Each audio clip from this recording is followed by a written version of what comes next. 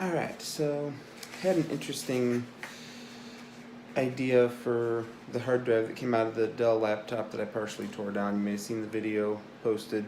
I found on one of my Newegg emails they had a clear 2.5-inch SATA enclosure, $7, free shipping.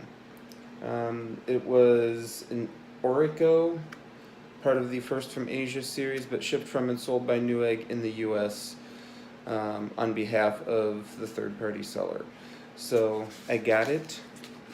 We are going to open it, install this Western Digital 1.0 terabyte drive that came out of the Dell laptop. And we are going to see just how easy this thing is to work with, how it actually looks, and if it's as junky as you would expect a $7 enclosure to be. Okay, well, good news and not good news. The good news is it does not appear to be the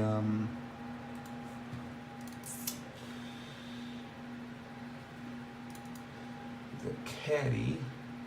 It appears that both of those drives are just legitimately no good.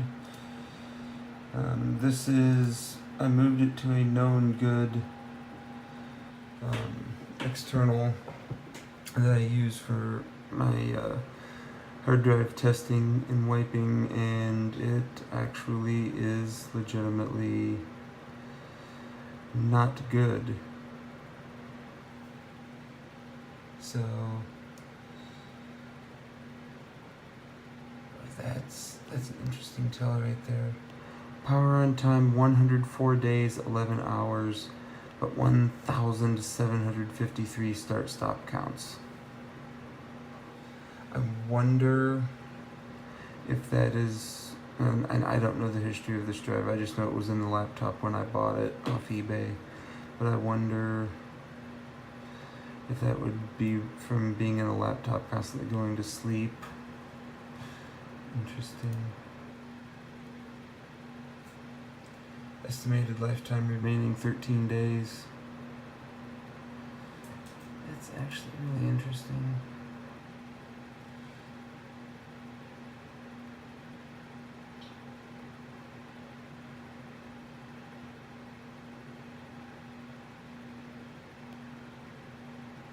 Obviously there's much more history before that.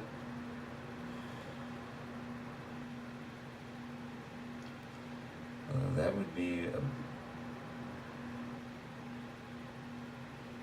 that doesn't make sense. That doesn't make any sense.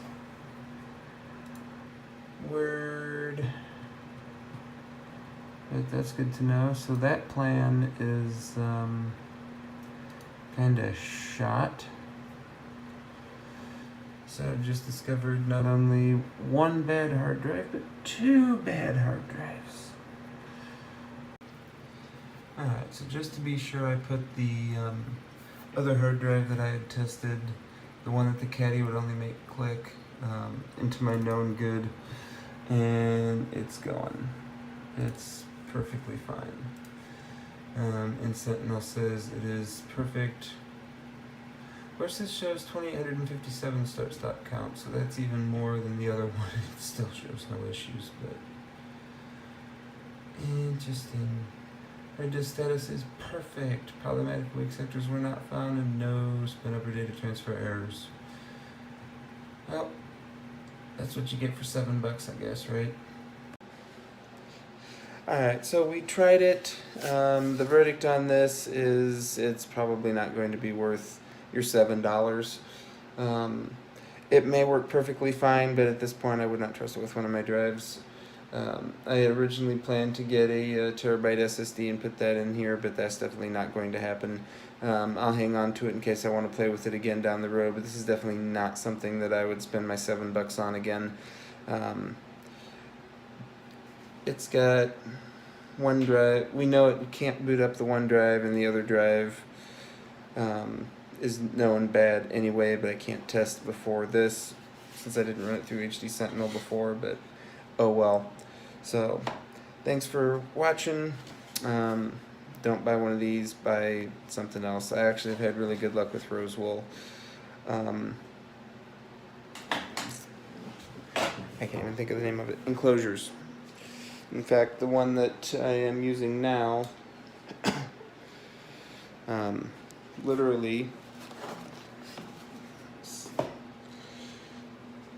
this is how I am using it, because I swap drives in and out of it so fast. Doesn't have the cover on it or anything else. I just turn it off, pop swap drives across. That's how I do my external backups, and it works, and works really well, and I have no issues with it, and I've been doing it like that for a while. So honestly, I've never had any issues with anything rose wool. So they might be a cheap kind of off-brand, but you know what? They work.